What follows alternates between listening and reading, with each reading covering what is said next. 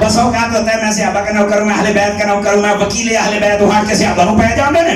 پھر جدو علماء اہل سنت مانڈ کے رکھ دے نا، پھر نکی جی پرچی لے کے میں توبہ کرتا ہوں، رجوع کرتا ہوں. کئی مدینے چل کے توبہ رجوع کرتے پھر دے نے. میں کہ پتر کئی جرم ایدہ دے ہوندے دے مدینے بھی معاف نہیں ہوندے. اور یہ وجہ ہے کہ تیری اوقات کیا سی کہ نبی پاک دے صحابہ اور اہل بیت کے خلاف گل کریں. ویسے نا کل لو بندہ ذلیل بڑا، ویسے داتا صاحب دربار تے ذلیل ہویا، جڑے جلسے جو جاندہ ہے ذلیل ہوندہ ہے. کل ٹی ایل بی نے جلسے پہنچ گئی ہوتے فیض آباد، سائیاں نے نسا کڑے ہے. ویڈیو دیکھ رہے اٹھا کے کہنے کہ پتر ذلت ہن تہاڈا مقدر بن چکی ہے، تہاڈا اہل سنت نال تعلق نہیں. اور جڑا زیادہ چاچا ماما بنن دی کوشش کردا پیا نا، پھڑ کے لے جان، او بندہ بن، انسان دا بچہ بن، بابا جی دے مشن تے رہ. پھر کسی کہیں دیا یہ ہے وہ ہے، بڑے تیز جملے بولنے آتے ہیں تمہیں، لیکن تو انہوں یہ نہیں پتا اگلے نو بھی ہوں دے. جڑا مشن ہے اس مشن تے رہو. یہ وہی لوگ ہیں جو صحابہ کے دشمن تھے. ان کو چاہیے توبہ کر کے اپنا اعتبار بحال کریں. یعنی ہم توبہ کرتے ساری توبہ مانتا ہی کوئی نہیں. تو میں کہا توبہ بندیاں نہیں کرتا تو بی بیاں نہیں کرتا ہے. بی بی جدو نیانا جاندی ہے نا، نیانا تے بڑیاں درداں ہوندیاں نے، کہندی ہن نہیں میں جمنا، وہ اگلے سال پھر جمی بیٹھی. پھر نیانا جاندا، پھر پیڑا، پھر کہندی ہن نہیں جمنا، اگلے سال پھر جمی بیٹھی. بندیاں والی توبہ کر. بی بیاں والی نہ کر. اور کوئی ایسی تعلیمات نہیں ہے کہ کوئی توبہ کرے اس کی توبہ قبول نہیں. قبول ہے، لیکن اپنا اعتبار تو بحال کرو نا. بتاؤ تو صحیح نا کہ ہم صحابہ کے بھی ہیں، ہم اہل بیت کے بھی ہیں. لیکن ادھر دیکھو، میں عوام اہل سنت کو سلوٹ پیش کرتا ہوں جنہوں نے 2 نمبر مولوی اور پیروں کو بجا دیا. داتا صاحب آن تے دان سوندے نے، اور ادھر دیا جلسیاں چون تے دان سوندے نے. میں کہا پتر ذلت ہوں تو اڈا مقدر بنی رہے گی. ایک کو صورت ہے، توبہ کرو، اپنا اعتبار بحال کرو، پکے سنی بن جاؤ. جی میں پہلے عزت سی اس طرح پھر عزت ہو جائے گی. اسی بھی تو ہمیں عزت دیں گے، لیکن پہلے عزت آڑیاں دی عزت کرتے صحیح. اور اگر اسی طرح 2 نمبریاں رہنیاں نے تو میرا خیال ہے کل دی اگر غیرت ہوئے تو ڈوب کے مارتے جانا چاہیے ہے. یقین اللہ کرو، مڑیاں نسا کڑے ہونا کہ چل چل دوڑ جا، تیرا اتھے کی تعلق ہے؟ بابا جی تواڈے ورگیاں دے خلاف کہہ گیا سی در در ہے. اس واسطے کو زیادہ ماما چاچا نہ ہونا دا بڑے پتر سمجھ تو گیا ہی ہونا، پھر تانوں پیڑاں بہت ہوندیاں نے. اپنے مشن تے رہو، مشن تو ہٹو گے تے تانوں سنیت پوچھے گی. ایداں دے لوگاں نوں پکی پہلے توبہ کراؤ پھر اپنے کول لے آؤ، ورنہ لوڑی کوئی نہیں. عوام نوں پتہ ہے، پتہ ہے نہ کرنا. لیکن جو میں بات کہہ رہا ہوں وہ بات سمجھیے گا. نبی پاک صلی اللہ علیہ وسلم نے فرمایا جس نے مجھ سے محبت کی، میرے صحابہ سے، میری اہل بیت سے، میری بیویوں سے، اور ساری زندگی ان کے خلاف نہ بولنا. فرمایا اگر ان کی محبت پر مر گیا، کیا کہا؟ ان کی محبت پر. تقریر بالکل آخری لمحات داخل ہوگی، جب مزہ نہ آوے تو گل ہوئی نا جی. فرمایا جنت میں جہاں ہم ہوں گے وہاں پیار کرنے والے بھی ہوں گے. ایک منٹ اللہ آپ کو برکت دے. اب دیکھیے میں نے نا ایک مرتبہ یہ حدیث شریف بیان کی تو مجھے ایک بندے نے کہا اتاری صاحب، میں نے کہا جی ہاں. کہنے لگا سرکار یہ دسو بھئی اسی اگر نہ سارے نہ پیار کریے تے اوتھے ہونا ہے جتھے سارے نے. میں کہا ہاں. کہ جی آپ ہونا بڑھ گیا. میں کہا نہیں. کہ کہنا پھر نہ کدھا ہونا ہے؟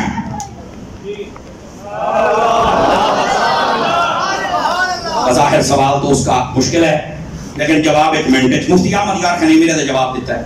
مفتی صاحب فرماتے ہیں دیکھیے ادھر دیکھو میری طرف. فرمایا دیکھو ایک بادشاہ اپنا محل بنائے، ظاہر سی بات ہے اس محل کے اندر اس نے رہنا ہوتا ہے، اس کا روم ہوتا ہے، اس کے گھر والوں کا، اس کے بچوں کا، اس کے ماں باپ کا، اس کے سارے اعزاء اقربا بھائی ملنے والوں کے لیے الگ روم ہوتے ہیں، الگ سارا کچھ ہوتا ہے. لیکن فرمایا وہ تو سارے بیچ میں رہتے ہیں، وہی وہ رشتہ دار ہوئے، ماں پہ ہوئے، بہنا بھرا ہوئے، سارے ملنا والے ہوئے. توجہ ہے؟ لیکن یہ بتاؤ کہ اس کے اندر مالی اندر ہے. غور سے جملہ سنیے. وجہ یہ ہے صحابہ اور اہل بیت یہ تاریخی ہستیاں نہیں ہیں، یہ قرآنی ہستیاں ہیں، تو ان کا تعارف بھی قرآن کرائے گا. یہ بات سمجھنے والی، اور یہ ہے وہ پوائنٹ جس کو ہم سمجھے تو ہم ہر قسم کے فتنے سے بچ جائیں گے. چونکہ جتنے اختلافات ہیں وہ تو لوگوں نے تاریخ کی وجہ سے شروع کیے ہوئے ہیں. جبکہ ہمارے نزدیک تاریخ کا مسئلہ یہ ہے، توجہ ہے نا آپ حضرات کی، ہمارے نزدیک مسئلہ یہ ہے تاریخ کا ہر وہ حصہ جو قرآن اور حدیث کے مطابق ہے وہ قبول ہے، اور جو قرآن و حدیث کے مطابق نہیں ہمارے نزدیک ردی ہے۔ جو نہیں پر فرانسیٹو والے 5 کلو کا سارے اقدسنا ہلائیں، بولنا بھی ہے آپ نے، سمجھ آ رہی ہے آپ حضرات کو؟ عرض کرنے کا مقصد یہ ہے قرآن و حدیث کے مطابق و مماثل جو بات ہوگی وہ قبول کی جائے گی، اور جو قرآن و حدیث کے مطابق نہیں وہ کبھی بھی قابل قبول نہیں ہو سکتی، چونکہ اس سے بڑا جھوٹ کیا ہے جو قرآن سے ٹکرا جائے، اس سے بڑا جھوٹ کچھ ہو ہی نہیں سکتا۔ تو قرآن و حدیث یہ ہمارے لیے آئیڈیل چیز ہے کسی بھی بات کو سمجھنے اور پرکھنے کے لیے۔ تو جب بھی صحابہ اور اہل بیت کا ذکر کیا جائے گا یا قرآن سے یا حدیث سے، اور اس کے بعد تاریخ کی اور باقی کتابوں کی جو جو چیز اس سے میچ ہوتی جائے گی ہم قبول کرتے جائیں گے، اور جو نہیں ہوگی چونکہ اپنی طریق سے دوڑ جا چپ کر دوڑ جاتے ہیں، یعنی لوڑی کوئی نہیں قرآن و حدیث کے مقابلے میں۔ اچھا دوسری بات بھی سمجھنے والی ہے، آپ حضرات پڑھے لکھے حضرات ہیں، اور یہ علامہ عبد الحکیم سیالکوٹی کا شعر ہے، اقبال کا شعر ہے، حضور محدث سیالکوٹی صوفی محمد عالم صاحب نقشبندی رحمت اللہ علیہ آپ کا شعر ہے، یہ ہمارے اگر دیکھا جائے تو یہاں بہت بڑی درگاہ بھی ہے حضرت امام علی الحق رحمت اللہ علیہ، یہ آپ کا شعر ہے، یہاں بڑے بڑے لوگ پیدا ہوئے۔ آپ کے سیالکوٹ سے مجھے خاص محبت اس لیے بھی ہے کہ یہ کلاس کے جو گاؤں ہے نا یہاں کے کلاس کے، یہ میرے دادا مرشد کا شہر، ہاں حضرت سیدی ضیاء الدین قطب مدینہ رضی اللہ تعالیٰ عنہ آپ کلاس کے تھے، سمجھ آئی نا، کلاس کے تے بندہ بھی کلاس والا ہے، سمجھ آ رہی ہے؟ تو اس واسطے ہمیں آپ کے شہر سے بڑی خاصی ایک نسبت اور محبت بھی ہے، میرے دادا مرشد کا شہر ہے یہ، تو یہ بڑی زرخیز زمین ہے ہر حوالے کے ساتھ، ٹھیک ہے؟ آپ کو بات سمجھانے میں میں دقت نہیں محسوس کرتا جاتا ہوں، آپ سمجھتے چلے جاتے ہیں۔ اب یہ جو بات کرنے لگا ہوں ذرا اس بات کو سمجھیے گا، آپ کو یہ سمجھنا ہوگا کہ تاریخ کہتے کس کو ہیں، یہ تاریخ ہے کیوں، اس کے اندر اتنے تفردات اور تضادات کیوں پائے جاتے ہیں۔ تاریخ پرانے زمانے کی خبروں کو کہتے ہیں، تاریخ کس کو کہتے ہیں؟ پرانے زمانے کی خبریں، پرانے زمانے کی یہ جو رپورٹنگ تھی نا، پرانے زمانے کی ہیڈ لائنز، تو بولیے سمجھاؤں گا بیان، ٹھیک ہے؟ وہ جب اکٹھی اس وقت یہ کیمرے شیمرے تو ہوتے نہیں تھے، تو ان کو جب جمع کرنے والوں نے جمع کر دیا تو کہہ دیا تاریخ ہے، اے پرانے زمانے کی خبریں نے جی، اور خبروں میں کتنا سچ اور کتنا جھوٹ ہوتا ہے یہ مجھے سمجھانے میں کوئی مشکل نہیں۔ اتنا تیز دور کیمرے لگے اور ہر بندے کو پتا کی ہوندا پیا تے خبریں کہندے نے ایتھوں ایج ہو گیا ایج ہو گیا، سارے کو پتا ملک دا رڑا کنے کڑیا ہے، اور کہندے نے آ ہو گیا۔ میں نے کہا اتنے تیز دور میں اگر خبریں اتنی جھوٹی ہیں تو جب کچھ نہیں تھا تب کتنی جھوٹی ہوں گی۔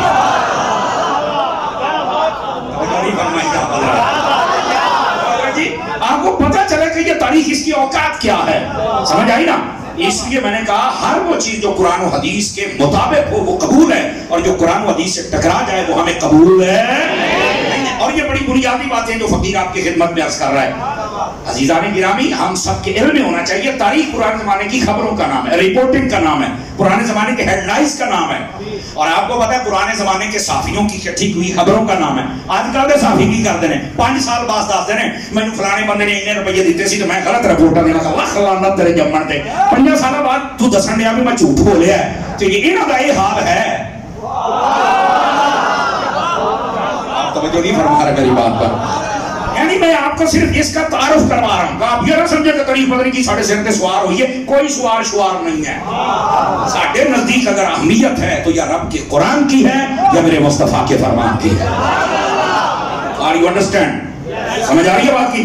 آگے یا تو آگے چلیے۔ تو میں نے یہ کہا ہے کہ جب بھی نبی پاک کے صحابہ کا ذکر ہوگا تو قرآن سے یا حدیث سے، اور جب اہل بیت کا ذکر ہوگا تو یا قرآن سے یا حدیث سے۔ کیوں؟